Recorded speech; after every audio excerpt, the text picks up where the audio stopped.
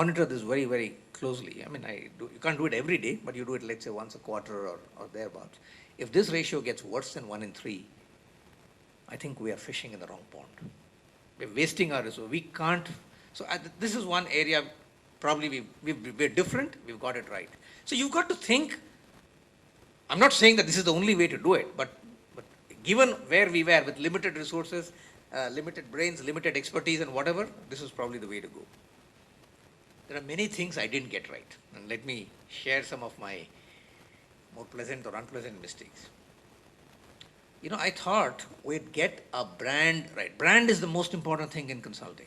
People hire you because someone said it, I'm doing it. We haven't got there yet. We thought that we'd establish a brand in 5 years or 10 years. Now you come to IIT because the IIT brand is so strong. Someone once told me in Wall Street, this is Wall Street and finance, if I hear a candidate from IIT, I interview him or her. I definitely meet him or her. Whether I hire him or her is a different issue, but I definitely meet because, and this is a non-Indian saying this, that is the power of brand. So it's just an instance that you could relate with, you could benefit from, and so therefore branding is one of the most important things that you'd probably not directly appreciate, but you will probably experience it sometime or the other. So therefore, in this business, branding is very key. I thought in 10 years I'll build a brand. I realized that in consulting, it takes decades to build a brand. 2, 3, 4, if you get it right, that is. So therefore, there's that much more investment, that much more fuel in the tank, so many more refuelings you've got to do as you go on your journey.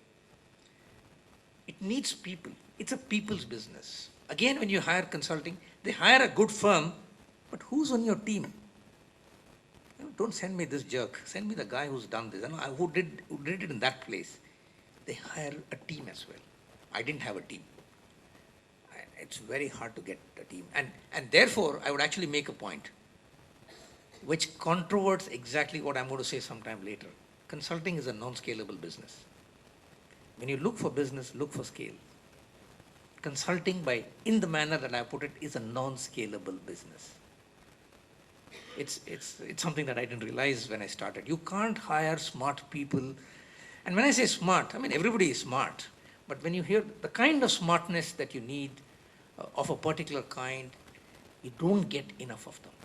I mean, this is a complaint or a refrain you'll hear in every business. But in consulting, when you're hiring only people, that's the key differentiator. It becomes very, very hard to scale. And I'll talk a little bit about that. That's the course corrections that we do as we go along. The third thing that I did not see that India would become a hotbed for consulting, like the way it has become. What has happened is, if you know globally what's happened in the last 5 years and thereabouts, the center of gravity of the economic world and growth has shifted to our parts of the world, India, China, Asia, so on.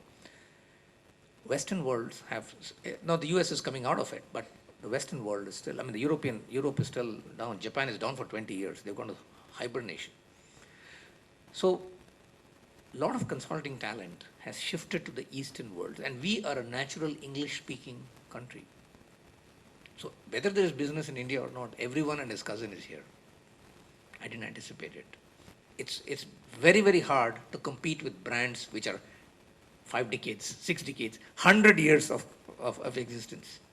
I didn't anticipate it, but we said, look, if you want to create an Indian brand, we'll go on. So it'll take a little longer maybe. So that's probably, a scenario that I did not envisage when we started out. So basically, we kind of figured out some things, but we didn't figure out these critical things. So as people embark on their journeys, you've got to think through whatever you can, but the most important thing, as Raghuvel said, you've got to have energy, you've got to have confidence, you've got to have passion. And then, as they say, success is when, you don't know when it will come. I don't know what success is, but you've got to be clear what you want to do. And where are we today? And as a matter of fact, are we successful? I don't know. As I said, when I started up, I didn't start up to say money making is my most important thing. But don't get me wrong. I would differ from Murugavel here.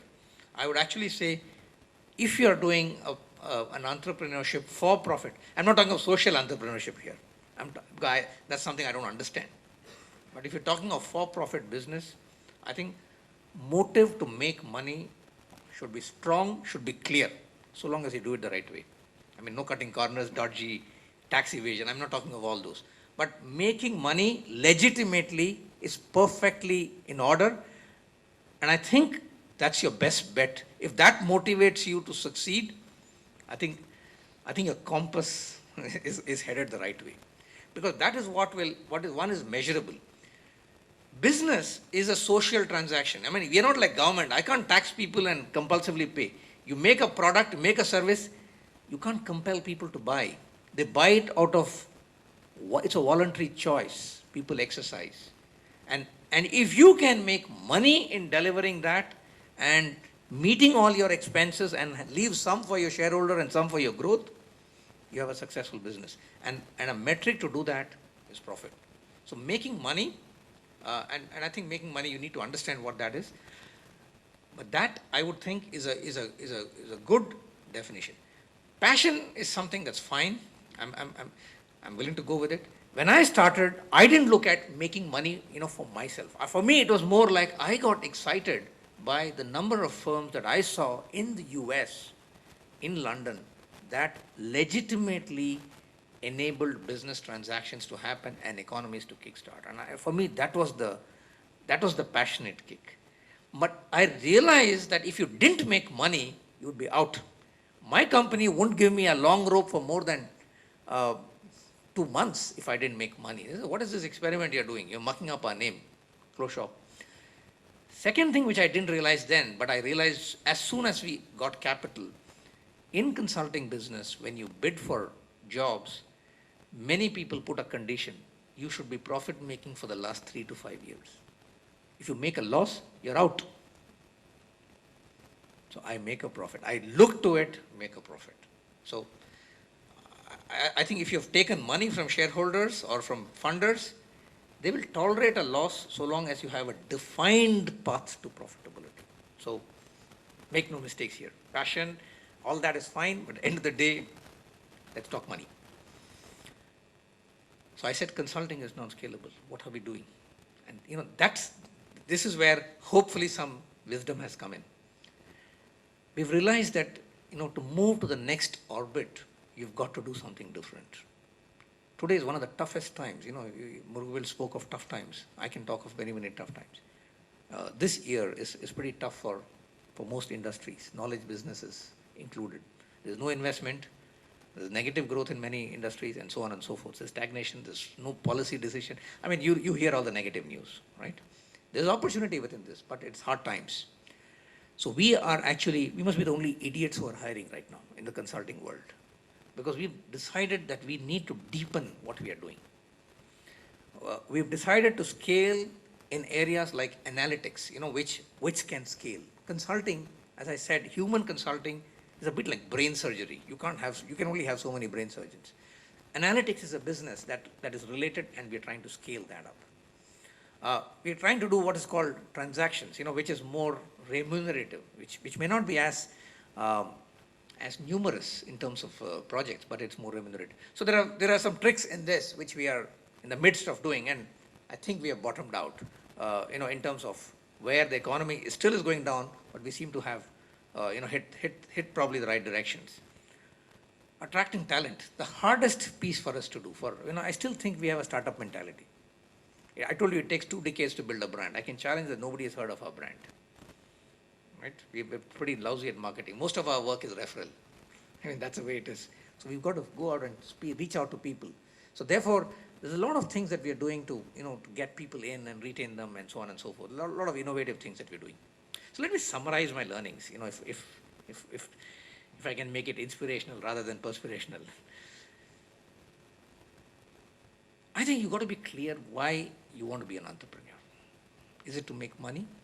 That's fine. Keep that, whether it's the main thing or the second main thing. But is it for fame? Is it a passion to do something? But that should be strong enough. It should be strong enough. If that motive force is not enough to get over your first challenge or your first or second hurdle, you're not ready for entrepreneurship.